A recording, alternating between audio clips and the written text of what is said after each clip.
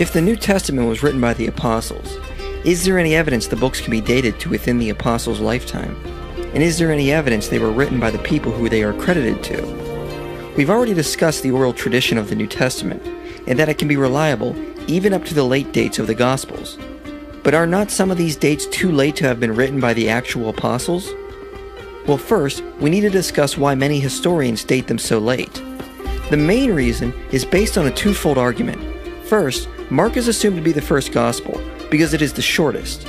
Matthew and Luke are said to be based off of Mark, so they must have come later. And John came last from an independent source. Then, historians point out Mark 13 is a vivid prophecy by Jesus of the destruction of the temple and the surrounding events, which took place in 70 AD. So since the author of Mark speaks so clearly about this event, he must have had prior knowledge of it to be so accurate. I believe this argument is based on a presupposition that Jesus could not have been who he claimed to be. Therefore, he could not have made an accurate prediction that was fulfilled in 70 AD.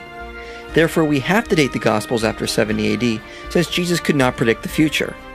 Not only is that starting with a presupposition, it doesn't seem fair to the text, since there is a lot of evidence which leads to early dates for the Gospels.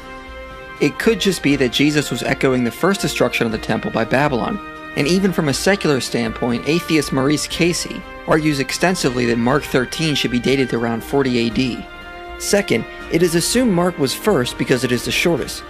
However, oral tradition specialist Albert Lord points out oral narrative parallels that we have found doesn't necessarily mean the shorter version is older. It may be the result of practical constraints. Those who argue Matthew was written first argue Mark was shortened for a Gentile audience who would not understand the prophecies of the Old Testament being fulfilled in the Jewish context Matthew constantly refers to. But that is a topic for another video. Third, there is actually a lot of external and internal evidence which suggests the Gospels were written by the men who they are credited to. Looking at the external evidence, the early church fathers are unanimous that the Gospel of Matthew was written by the disciple Matthew. Mark was written by Mark, the interpreter of Peter in Rome. Luke was written by Luke, the companion of Paul. And John was written by the disciple John. Tertullian, writing around 200 AD in North Africa, tells us that the documents of the Gospels were written by the apostles Matthew and John and apostolic men of Luke and Mark. Prior to that, St. Irenaeus of Lyons tells us Matthew wrote a gospel among the Jews in their own style, while Paul and Peter were preaching in Rome. Then Mark, the disciple of Peter, handed to us the preaching of Peter. Then Luke, a follower of Paul, set forth his own gospel. Later, John, the disciple of the Lord, put out a gospel while residing in Ephesus.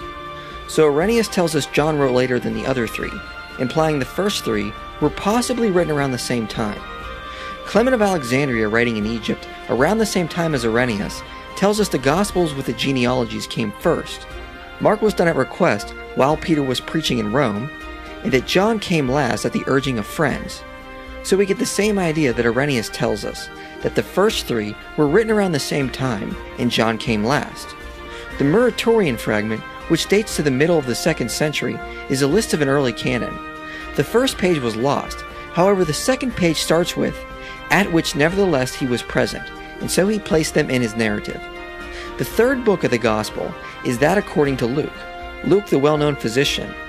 The fourth of the Gospels is that of John, one of the disciples, to his fellow disciples and bishops, who had been urging him to write.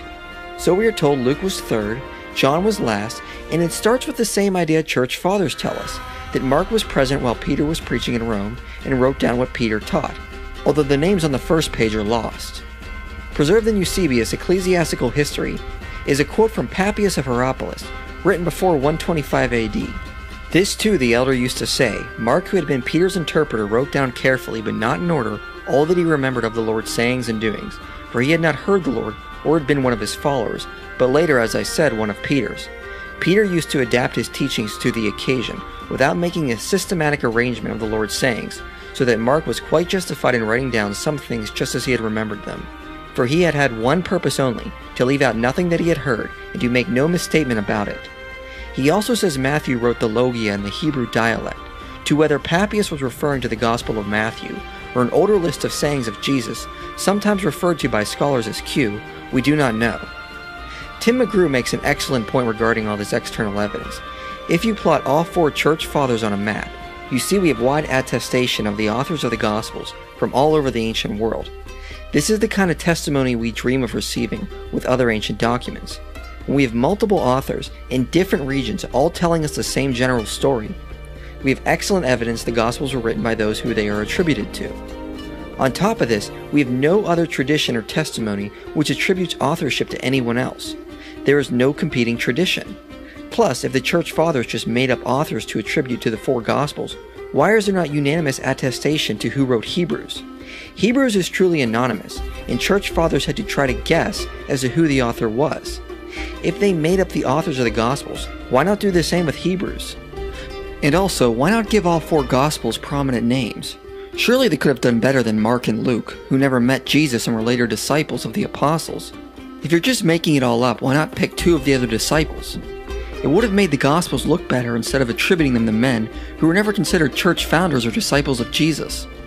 Some skeptics try to claim the Gospels cannot be trusted because they do not mention the authors internally, but this was how the majority of ancient biographies were written. The majority of works from the ancient world have to be externally attributed. E.P. Sanders says, "The claim of an anonymous history was higher than that of a named work. In the ancient world, an anonymous book, rather like an encyclopedia article today, implicitly claimed complete knowledge and reliability. It would have reduced the impact of the Gospel of Matthew had the author written, 'This is my version,' instead of, 'This is what Jesus said and did.' So looking at the external evidence, we have good evidence they are written by the apostles and men who they are attributed to. So the claim of later impostors is without evidence and unwarranted. So if we compare this external authorship for the Gospels with other ancient works, we can see how much better off the New Testament is compared to these others. The first person to attribute the Annals to Tacitus is not until St. Jerome. Thucydides' works are not attributed to him until Polybius, over 200 years later. Whereas with the New Testament, we have multiple authors within 150 years, and one author who is less than 50 years from the source, who even testified there were still living disciples in his day. Moving on, we have a lot of good evidence the first 3 Gospels can be dated to prior to 70 AD. First, none of the Gospels directly mention the destruction of the temple, and this is inconsistent with their style of pointing out things that happened after the fact. For example, when all 4 Gospels mention Judas for the first time, they all make the note that he later became a traitor. So when the Gospels talk about past predictions or events, they are keen to mention the later effects, like that Judas would later become a traitor. In Acts 11, Luke mentions the prediction of a coming famine, then notes this happened during the reign of Claudius. In John chapter 2, we see a conversation between Jesus and the Jews, where Jesus speaks of raising up his body after 3 days. In verse 22, John mentions what Jesus was speaking about was when Jesus was raised from the dead. All these examples indicate that when the Gospels mention something spoken in the past and having been fulfilled by the time they were writing, they would mention that it had already taken place.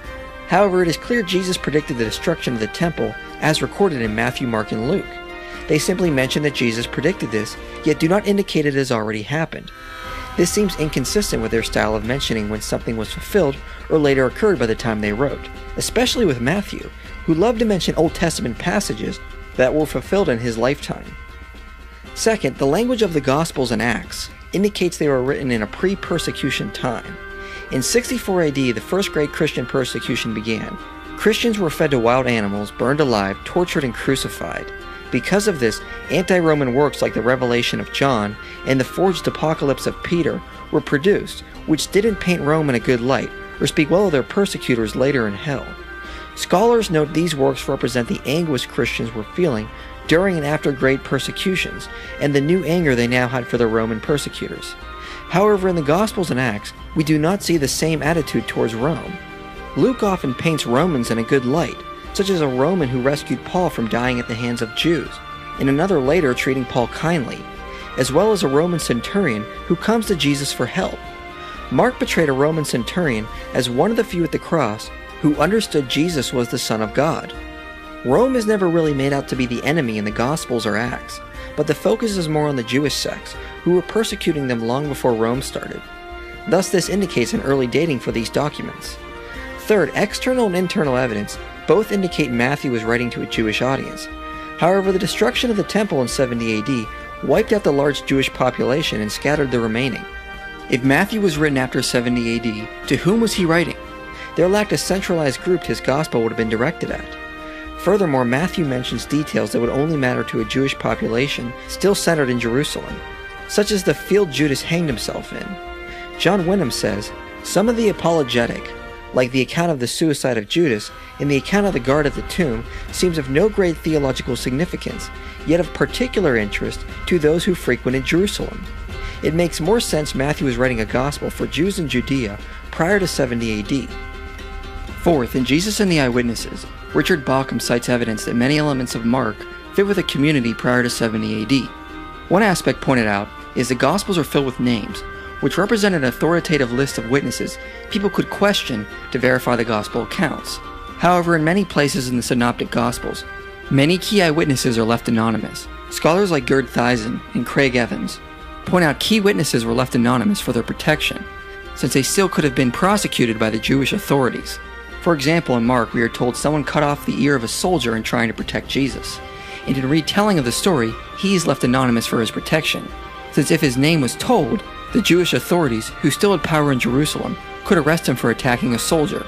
However, by the time John is written, we find out it is Peter, thus telling us that by the time John was written, which is the last gospel, keeping Peter's identity secret was no longer necessary, as by this time the Jews had lost their power in Jerusalem. Thus the Passion narrative in Mark must be placed prior to 70 AD. As Gerd Thiessen says, only in Jerusalem was there a reason to draw a cloak of anonymity over followers of Jesus who had endangered themselves by their actions. The date could also be pinpointed. Parts of the Passion account would have to have been composed within the generation of the eyewitnesses and their contemporaries, that is, somewhere between 30 and 60 AD. Bauckham cites several other examples that Mark keeps anonymous for their protection, telling us parts of Mark were written early, and while the Sanhedrin still had power in Jerusalem. Fifth, and most importantly, look at how the book of Acts ends. The final section is a build-up to Paul's trial in Rome. Several chapters are spent building up for Paul to head to Rome and face trial. However, Acts ends with Paul arriving in Rome and the statement, he lived there 2 years at his own expense. There is no mention of his trial or if he was ever released or not.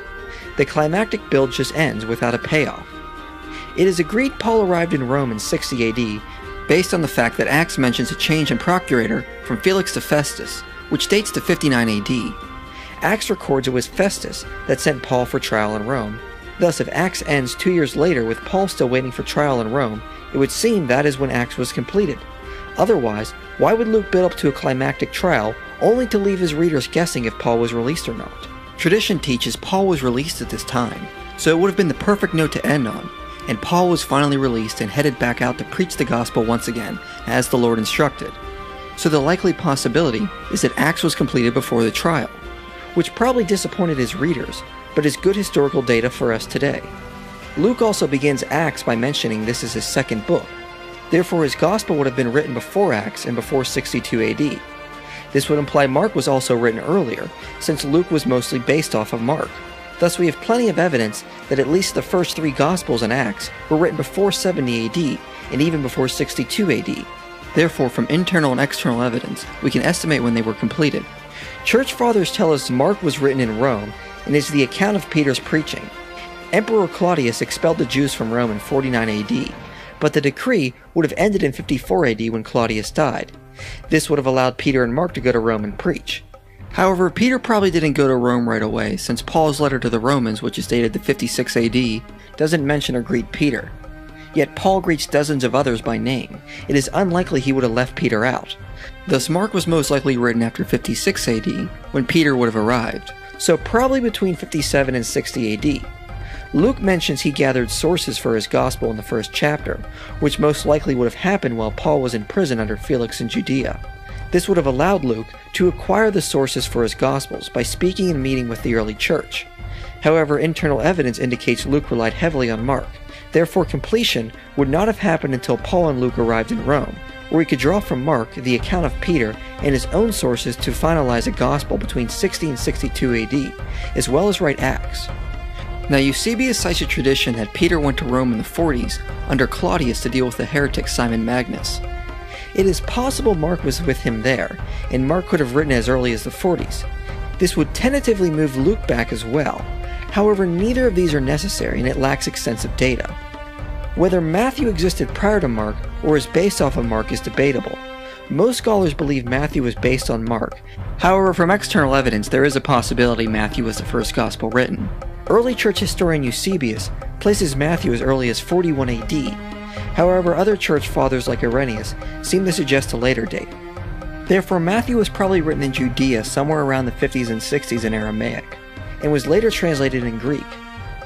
Some internal evidence may suggest John was written before 70 AD. John 5:2 speaks in present tense of a sheep gate by a pool in Jerusalem, which would not have been there if John was writing after 70 AD. However, external evidence suggests John was written after his exile, and after he completed Revelation. External evidence also indicates John lived well into old age, so he could have written as late as 96 AD.